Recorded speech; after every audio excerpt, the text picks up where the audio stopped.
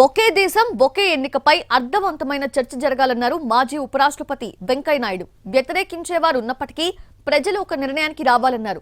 1952 నుంచి 1967 వరకు దేశంలో లోక్సభకు అసెంబ్లీలకు ఒకేసారి ఎన్నికలు జరిగిన విషయం గుర్తు చేశారు.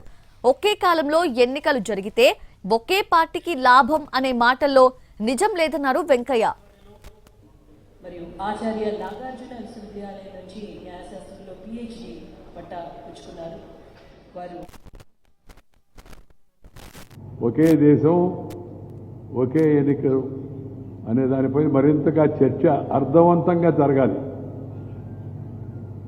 ఆ జరిగి దీనిపైన ఒక నిర్ణయానికి రావాలి. దేశం, ప్రభుత్వమే కాదు, దేశం ఒక నిర్ణయానికి రావాలి.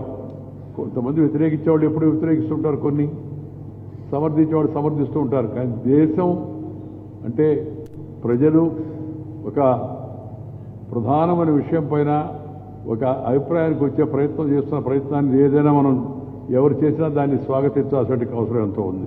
నేనేమంటున్నానంటే ఇది దేశానికి కొత్త కాదు. నరేంద్ర మోడీ గారు తెచ్చినట్టు ప్రతిపాదన కాదు.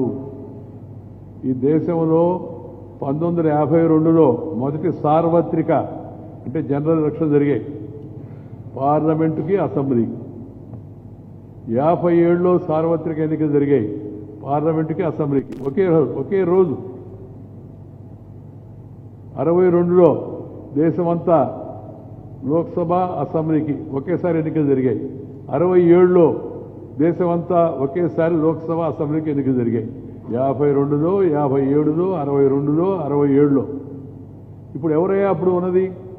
పార్టీలు వేరు వేరు. ప్రధానమంత్రిగా జవహర్లాల్ నెహ్రూ గారు ఉన్నారు, ఎన్నికలు జరిగాయి. ఆ తర్వాత ఇందిరాగాంధీ గారు ప్రధానమంత్రిగా వచ్చారు, ఎన్నికలు జరిగాయి. ఇప్పుడు మోడీ గారు ఉన్నారు, ఆయన చెప్తున్నాడు ఎన్నికలు జరిగితే మంచిది, దేశం అంతా ఒక అభిప్రాయానికి వస్తే మంచిదని చెప్పాను. అందువల్ల ఇది ఫలాని